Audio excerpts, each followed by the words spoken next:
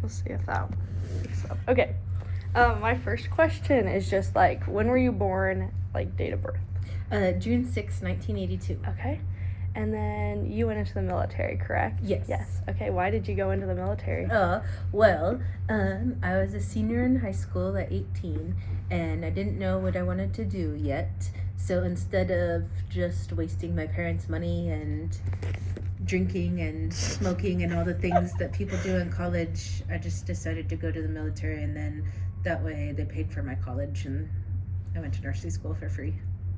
Sounds great. So Where did you go to training at?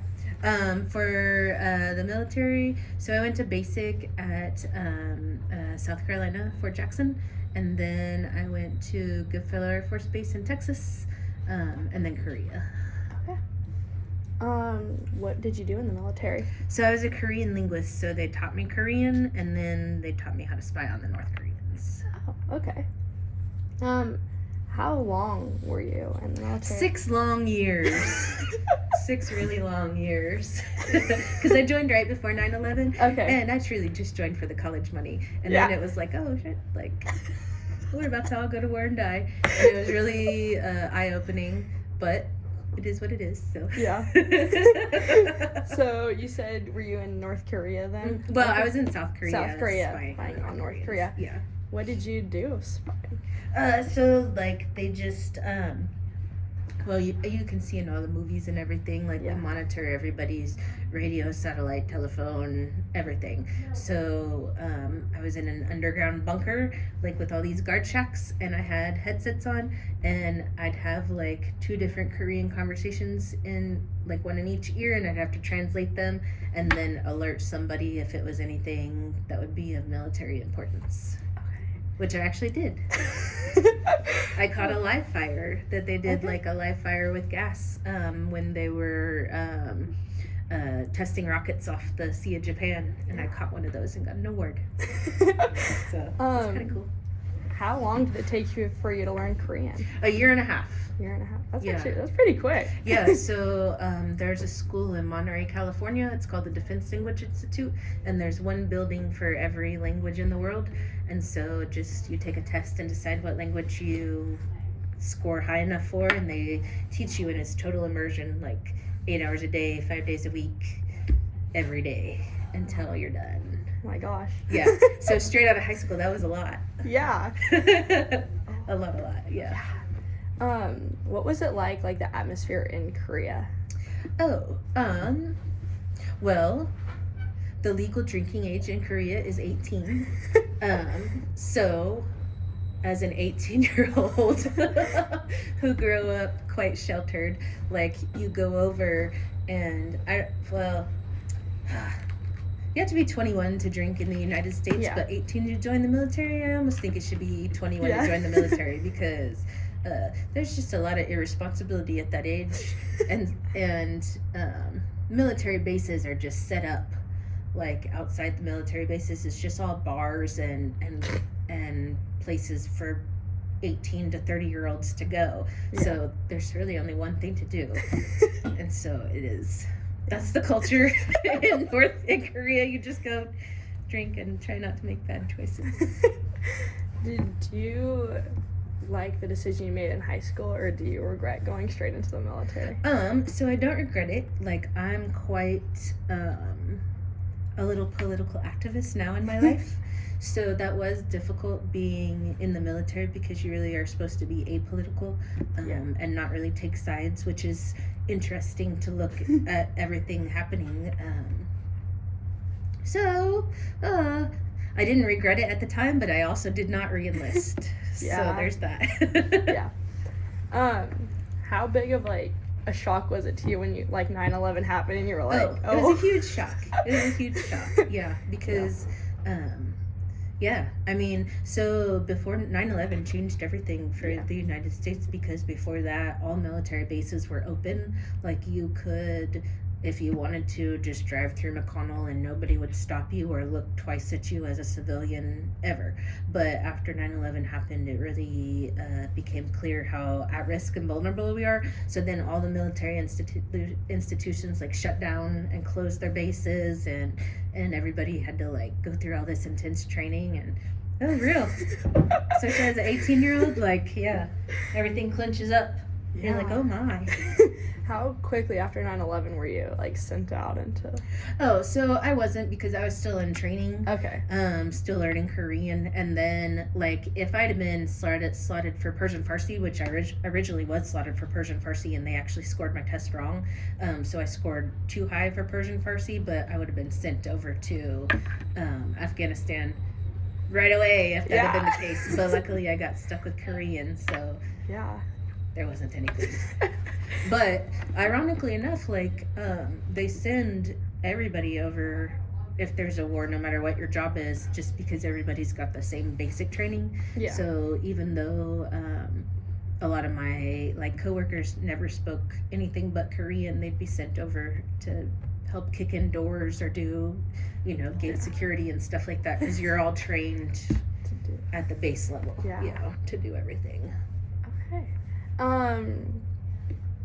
Was there any cool experiences you had other than the experience you had? Well, yeah, and so one time,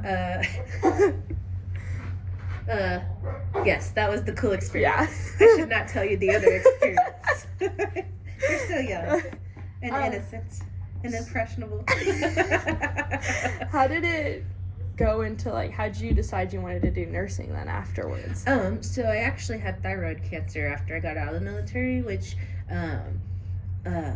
there's a lot of, like, mold in barracks and just really substandard living conditions, and like we were in these underground bunkers with all these supercomputers and everything. So ironically enough, there were 8 females, and all 8 of us got cancer or had a miscarriage within 5 years of leaving the military. Interesting. Yeah. But I was so impressed by how I got taken care of with my own cancer that I decided to become a nurse. Going back to like what you were just talking about, like what was the whole experience in the bunkers? Because like, was it like you were all like in one room kind of sleeping together, or like how was that? No, so in basic training, in training you are kind of just in like 50-man bays, which really sucks.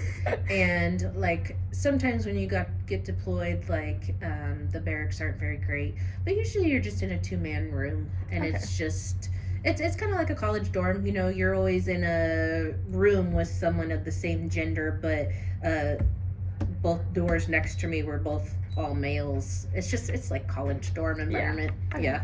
How long a day were you like down in the bunkers working or? Oh, so it's 12-hour days, and that's why military people get so close too, because you literally are eating, sleeping, working, training with the exact same group all the time. Yeah. So like, I mean, in college you go and you do your stuff, and then you're with your friends and you're in classes, but in the military you're never separate from each other. It's the same group that you're with all the time. So that's why it does come kind of family, Yeah. Are you still keep in touch with some of the people you're with? Absolutely. Yeah. It's been a good 25 years and I still am in touch with most of them. That's nice. Yeah. It's definitely you don't ever find friendships or relationships like that. It's a very strange environment. This trauma building, trauma bonding. I mean, trauma bonding. It's a real thing. Do you ever relate what you did then to your work now, like working with? Absolutely not. There's nothing I learned in the military that I am using right now. Although I will say, like, nothing like with my job with Korean. Yeah. But in terms of situational awareness and just being aware of everything that could possibly happen wrong, and just always being capable of defending myself, like, hell yeah, like I could take somebody down. But it does give you like a self-esteem that you wouldn't get otherwise. Yeah. Would you encourage other people to go into the military? Or? I would encourage people to go into the Air National Guard. What did you originally like go into? Like, so I was in Army active duty, just full time. Okay. which I didn't know any better at that time. I'd seen the movie G.I. Jane. Have you seen the movie G.I. No. Jane? Okay. Well, I highly recommend it. Okay. How old are you? Almost 18. Oh yeah, you could. Your mom will let you watch G.I. Jane, and then you're gonna watch that movie, and you're gonna be like, "Oh my God, this lady that I talked to today saw this, and that's what she chose her whole life to do, based on this movie." And you're gonna be like, "Oh, she's crazy," but it's a good movie. Okay. It's a good movie. It's inspiring. Like, how would you change, like, how the military, like, was back then? Like, I know you said, like, the bunkers maybe weren't in the best conditions. How would you change that? Like, is there a way to, or was that just, like, you got what you got, kind of? Oh no, like I definitely think, well, just with every legislative action and spending and things like that, they should look into things a little bit better. And I remember right after 9/11 happened, like they were sending like 70-inch flat screens over to the desert for MWR, which is Morale, Welfare, and Recreation, just to keep our spirits up. But it's in the sand. Like, they died within a day. You could have spent all the money that you spent on those 1,000 70-inch screen TVs, you know, on barracks improvement. It just, there's not a lot of bright people at the top. I will say that sometimes. Yeah. Yeah. Yeah. Usually the leadership in the military is people who could stand the military and staying in for that long of time, and not necessarily people who should be in that position. Does that make sense? Yes. Okay. Yeah. That's all I can say nicely there. How was your life right after you came out of the military? Was it like a big shift, or was it? Yes. Yeah. It was a big shift. Yeah. Yeah. Yeah, because your life is completely directed. You're told what to do all the time, and then you're just freedom. So it's like, Did you go right into nursing afterwards, or did you? no. So, I went in nursing maybe 4 years after I got out of the military. Okay. Yeah. And how long have you been a nurse for? Oh, about 20 years. 20 years. Okay. Yeah. And then was it hard to get like back into normal life, I guess, like hanging out with, like, I guess, were you still friends with your older friends? No, or? it's hard to reintegrate. It wasn't so hard for me because I was single at the time, but like having my husband deploy and then come back after being gone a year and get back into our routine and Mhm. I don't know, letting me do things my way still, because I've been doing it my way for the whole year, Yeah. you know, and just, you've been gone for a year, just be quiet, and that's hard. That's difficult. Yeah. So- Reintegrating back together. So as was a your family. husband also in the military then? What was he? So he's still in the military. He's in the Air National Guard right now. Okay. Yeah. So he just got back from Kuwait about a year and a half ago. But so it was much harder to be a spouse than it was to be a soldier Really? myself. Yes. How is it like being a spouse then? Well, you just don't have any control over anything. Yeah. Like, everything's decided for you, and all you can do is adapt and overcome and go with the punches. You just have no control over anything. Yeah. So that's hard. Do you have any kids, or? Yes, 3 kids. Okay. Yeah. How is it like when your husband would be deployed and you were with the kids? Yeah, that's where it gets a little more tricky, because, you know, everybody's got their way of parenting, and then if you've been gone for a year and I did things how I had to do to survive, it's just, that's how I Yeah. had to do them. So it's difficult. How old are your kids? Mine are 13, 19, and 21. About how long, like, what, or were there like certain intervals where your husband was gone, or was it just like random each time, kind of?